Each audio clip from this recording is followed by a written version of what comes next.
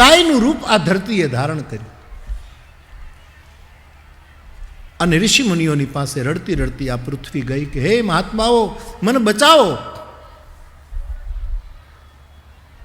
એ વખતે ગાય મુશ્કેલીમાં હતી, આજે પણ ગાય મુશ્કેલીમાં છે.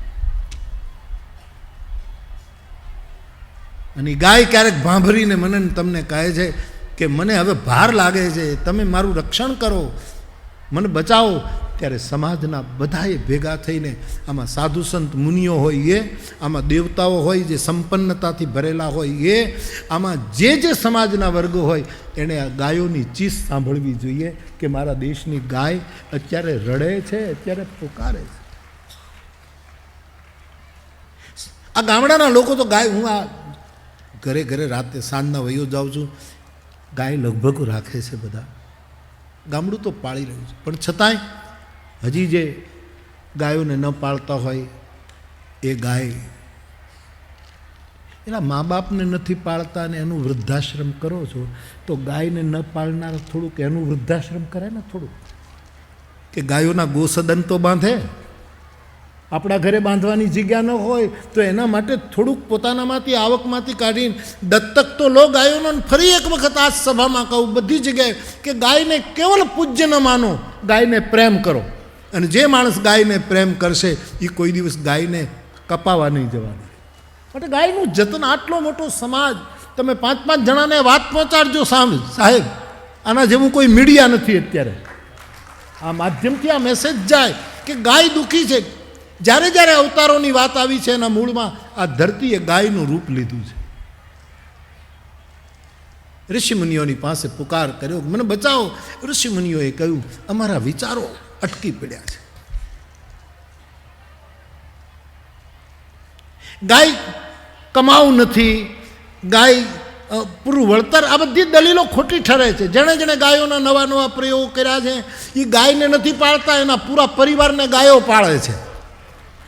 આપણે શું ખાક ગાયોને પાળીએ, આખા પરિવારોને ગાયો પાળે છે સાહેબ. એવા સુંદર પ્રયોગો આપણી પાસે આવ્યા છે.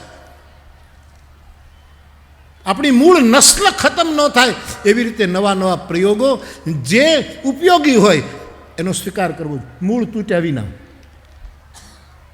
ગાયોનું જતન થવું જોઈએ બાપ. અને મને આનંદ છે કે આ સાધુડાઓ પોતપોતાની રીતે ક્યાંક ગાયો આ બધું જ કરે જ છે, આખો સમાજ કરે. સરકાર પણ ગંભીરતાપૂર્વક આના માટે વિચારે જ નહીં. સરકાર ઊભી થાય એમ નહીં, દોડે એટલું જ નહીં, લક્ષ્ય સુધી દેશને પહોંચાડે.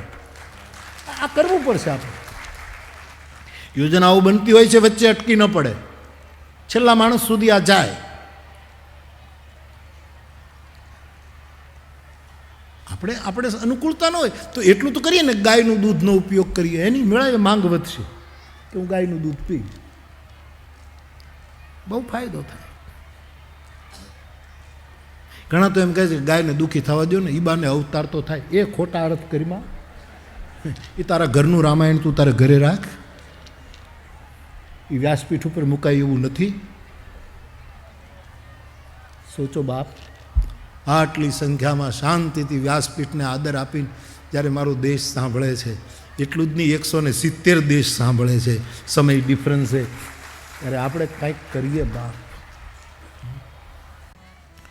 હવે ગાય માટે, સમાજ માટે ભોગ આપવાના વ્રત લો. સમાજના દેવતાઓ,